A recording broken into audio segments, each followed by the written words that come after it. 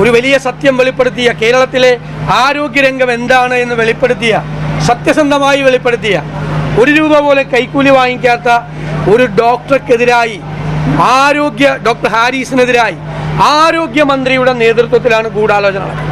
അയാളെ അപകീർത്തിപ്പെടുത്താൻ, അയാളെ അപമാനിക്കാൻ, അവിടെ വാങ്ങിയ സർജിക്കൽ എക്യുപ്മെൻറ്റിൻ്റെ പാർട്സ് അവിടെ ഉണ്ടായില്ല എന്ന് കള്ളം പറഞ്ഞു ഇല്ലേ?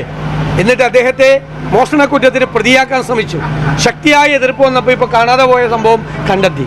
ഇന്നും സൂപ്രണ്ടും പ്രിൻസിപ്പലും കൂടി ആ ബഹുമാനായ കേരളം മുഴുവൻ ആദരിക്കുന്ന ആ ഡോക്ടറെ അപകീർത്തിപ്പെടുത്താൻ പിന്നെ പത്രസമ്മേളനം നടത്തി. ആ ഡോക്ടറെ അപമാനിച്ച് ഇത് ആരും ഇനി വെളിപ്പെടുത്താതിരിക്കാൻ, ബാക്കിയുള്ള ആരോഗ്യ പ്രവർത്തകരുടെ വായടപ്പിക്കാൻ ആരോഗ്യമന്ത്രിയുടെ നേതൃത്വത്തിൽ നടക്കുന്ന ഗൂഢാലോചനയാണ്. അതിനെ ഞങ്ങൾ ചെറുത്തു തോൽപ്പിക്കും. ഡോക്ടർ ഹാരിസിന്റെ മീതെ ഒരു നുള്ളും മണ്ണ് വാരിയിടാൻ കേരളത്തിലെ പ്രതിപക്ഷം സമ്മതിക്കില്ല. അദ്ദേഹത്തെ ഞങ്ങൾ പ്രൊട്ടക്റ്റ് ചെയ്യും. കാരണം ആരോഗ്യ കേരളം വെന്റിലേറ്ററിലാണ് എന്നുള്ള ദുഃഖകരമായ വെളിപ്പെടുത്തലാണ് അദ്ദേഹം നടത്തിയത്. മുന്നറിയിപ്പാണ്. അത് മനസ്സിലാക്കി നടപടികൾ സ്വീകരിക്കേണ്ടതിന് പകരം അദ്ദേഹത്തെ വേട്ടയാടാൻ വേണ്ടി നടത്തുന്ന ഈ ശ്രമങ്ങളെ ഞങ്ങൾ എന്തു വില കൊടുത്തും സംരക്ഷിക്കും. മൂന്നാമതൊരു കാര്യം പറയാനുള്ളത്, ഇവിടുത്തെ BJP നേതാക്കന്മാരൊക്കെ എവിടെ പോയി?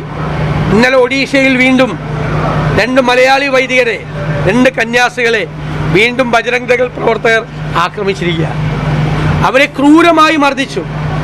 ഒരു ചടങ്ങിൽ പങ്കെടുക്കാൻ, ഒരു ഗ്രാമത്തിൽ മതപരമായൊരു ചടങ്ങിൽ പങ്കെടുക്കാൻ പോയവരെ ഗ്രാമവാസികളുടെ എതിർപ്പ് മറികടന്ന് അവിടെയുള്ള 70ഓളം വരുന്ന ബജരംഗ് ദൾ പ്രവർത്തകർ ആക്രമിച്ചു. 3 മണിക്കൂർ നേരം തടഞ്ഞു വെച്ചു.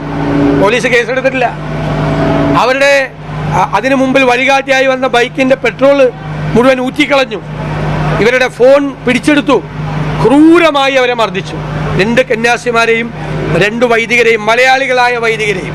അപ്പം ഞങ്ങൾ പറഞ്ഞിരിക്കുന്നത്, കഴിഞ്ഞ 835ാമത്തെ സംഭവമാണ്.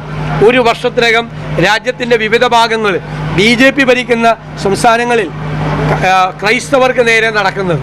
എവിടെ പോയി കേന്ദ്രമന്ത്രിമാർ കേരളത്തിലെ? എവിടെ പോയി രാജീവ് ചന്ദ്രശേഖർ? ഞങ്ങൾ പറഞ്ഞതല്ലേ സത്യം? എന്നിട്ട് ആട്ടിൻതോലിട്ട ചെന്നായികളെ പോലെ അരമനയിൽ പോയി കേക്ക് കൊടുക്കാൻ പോവുക. ഇതെല്ലാം ചെയ്തു വെച്ചിട്ട് ഇത് സംഘപരിവാർ അജണ്ടയാണ്, BJP അജണ്ടയാണ്. ഇതൊരു ഹിറ്റ്ലർ രീതിയാണ്, ഒരു സിയോണിസ്റ്റ് രീതിയാണ്. ഒരു പൊതുശത്രുവിനെ ഉണ്ടാക്കിയ പൊതുശത്രുവിനെ വേട്ടയാടുക എന്ന് ജർമ്മനിയിൽ നടന്നതുപോലെ ഇന്ന് രാജ്യത്ത് ക്രൈസ്തവർ വേട്ടയാടപ്പെടുകയാണ്. അതിശക്തമായ പ്രതിഷേധം രാജ്യം മുഴുവൻ ഉയരും എന്നാണ് ഞങ്ങളുടെ പ്രതീക്ഷ. ഞങ്ങൾ അവരുടെ കൂടെ, അവർക്ക് സംരക്ഷണവുമായി നിൽക്കും. അതാണ് BJPയുടെ പൊള്ളത്തരമാണ് ഇപ്പോൾ തുറന്നു കാട്ടപ്പെട്ടിരിക്കുന്നത്. തൃശ്ശൂരത്തെ നേരത്തെ സൂചിപ്പിച്ചല്ലോ, അതിൽ നിയമ നടപടിയിലേക്ക് പോകുന്നുണ്ടോ? ഉറപ്പായിട്ട് അതിനെക്കുറിച്ച് ആലോചിക്കും. അതിനെക്കുറിച്ച് പഠിച്ചതിനെക്കുറിച്ച് ആലോചിക്കും. രണ്ടാമത്തെ ദിവസം ഈ ഹാരിസന്റെ മുറിയിൽ നിന്ന് എക്യുപ്മെന്റ് കിട്ടിയെന്ന് പ്രിൻസിപ്പൾ തന്നെ വാർത്താസമ്മേളനം നടത്തി പറഞ്ഞിരിക്കുകയാണ്. അപ്പോൾ ഇവരെന്ത് അന്വേഷണം നടത്തിയത്? അയാളെ മോഷണക്കുറ്റത്തിൽ പ്രതിയാക്കാൻ വേണ്ടിയിട്ടുള്ള അന്വേഷണമാണ് ആദ്യം നടത്തിയത്. അപ്പോൾ അദ്ദേഹം ഉറപ്പിച്ചു പറഞ്ഞപ്പോഴും ഇല്ലേ, ഒരു സ്ഥലത്തും പോയിട്ടില്ല, എല്ലാം ഇവിടെയുണ്ട്. 1 രൂപ കൈക്കൂലി വാങ്ങിക്കാത്ത ഒരാളെ കുറിച്ച്, രോഗികൾക്ക് വേണ്ടി എന്തും ചെയ്യാൻ മടിക്കാത്ത, എന്ത് വേണമെങ്കിലും അവർക്ക് വേണ്ടി ചെയ്യാൻ ശ്രമിക്കുന്ന ഒരാളെ കുറിച്ച്, രോഗികൾക്ക് വേണ്ടി ജീവിക്കുന്ന ഒരാളെ കുറിച്ച്, ഒരു ബൈക്കിൽ മെഡിക്കൽ കോളേജിൽ എത്തുന്ന ഒരാളെ കുറിച്ച് ആണ് മോഷണക്കുറ്റത്തിൽ പ്രതിയാക്കി വേട്ടയാടാൻ ശ്രമിച്ചത്. കഫീൽ ഖാനെ BJP സർക്കാർ വേട്ടയാടിയതിനേക്കാൾ ക്രൂരമായിട്ടാണ് പിണറായി സർക്കാർ. എന്തായിരുന്നു ബഹളം കഫീൽ ഖാനെ വേട്ടയാടിയപ്പോൾ? അതിനേക്കാൾ ക്രൂരമായിട്ടാണ് ഡോക്ടർ ഹാരിസിനെ ആരോഗ്യമന്ത്രിയുടെ നേതൃത്വത്തിൽ ഈ വേട്ടയാടുന്നത്. ഗൂഢാലോചന നടത്തി വേട്ടയാടുക. മുഖ്യമന്ത്രി പിണറായി വിജയനോട് എൻ്റെ അഭ്യർത്ഥന, ആരോഗ്യ മന്ത്രിയോട് ഈ ഹീനമായ നീക്കത്തിൽ നിന്നും പിന്മാറണം എന്നങ്ങ് ആവശ്യപ്പെടണം. മറ്റൊരു വിഷയം, ചേലക്കരയിലെ കാട്ടാനപ്പേടിയിലാണ് ജനങ്ങൾ. സംസ്ഥാനത്തുടനീളം വ്യാപകമായ വന്യജീവി ആക്രമണമാണ്. ഒരു നടപടിയും ചെറുവിരൽ അനക്കുന്നില്ല. അതുകൊണ്ടാണ് ഞങ്ങൾ മലയോര സമരയാത്ര നടത്തിയത്. മലയോരത്ത് ജീവിക്കുന്ന ജനങ്ങളെ അവരുടെ വിധിക്ക് വിട്ടുകൊടുത്തിരിക്കുന്ന സർക്കാരാണ്. ഒന്നും ചെയ്യില്ല. ആ വനം വകുപ്പ് മന്ത്രി ഒരു കാര്യവും ചെയ്യില്ല, ചെറുവിരൽ അനക്കില്ല. മരിച്ചെങ്കിൽ ഉള്ള നഷ്ടപരിഹാരം കൊടുക്കുക. ഇതാണ് ലൈൻ. പ്രതിരോധിക്കാനുള്ള ഒരു മാർഗങ്ങളും അവലംബിക്കുന്നില്ല. ഒരു പ്രതിരോധ മാർഗം, അതായത് പരമ്പരാഗതമായ രീതിയിലുള്ള പ്രതിരോധവും ഇല്ല. മറ്റ് സംസ്ഥാനങ്ങൾ സ്വീകരിച്ചിട്ടുള്ള ആധുനികമായ സങ്കേതങ്ങളുമില്ല.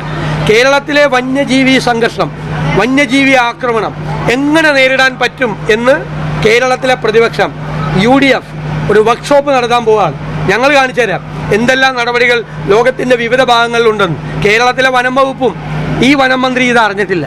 ഞങ്ങൾ നടത്താൻ പോവാണ്, വർക്ക്ഷോപ്പ് നടത്താൻ പോവാം. KPCC പുനഃസംഘടനയും അതേപോലെ തന്നെ DCC പ്രസിഡന്റുമാരുടെ തെരഞ്ഞെടുപ്പ് സംഘടനാപരമായിട്ടുള്ള കാര്യമാണ്, അതിനൊരു പ്രോസസ്സാണ്. അപ്പോൾ ഞാനും KPCC പ്രസിഡന്റും കൂടി ഡൽഹിയിൽ പോയി, അവിടെ പാർലമെൻറ്റ് സമ്മേളനം നടക്കുകയാണ്. മുതിർന്ന നേതാക്കളാണ്, MP മാർ. അപ്പോൾ അവരോട് സംസാരിക്കാൻ പറ്റിയിരുന്നില്ല. ഞങ്ങൾ 2 ദിവസം എടുത്ത് അവരുമായിട്ട് വിശദമായി സംസാരിച്ചു, അവരുടെ അഭിപ്രായങ്ങളൊക്കെ തേടി. ഇനിയിപ്പോൾ അത് ക്രോഡീകരിച്ച് ഞങ്ങൾ ഒരുമിച്ചിരുന്ന് പരിഹരിക്കും.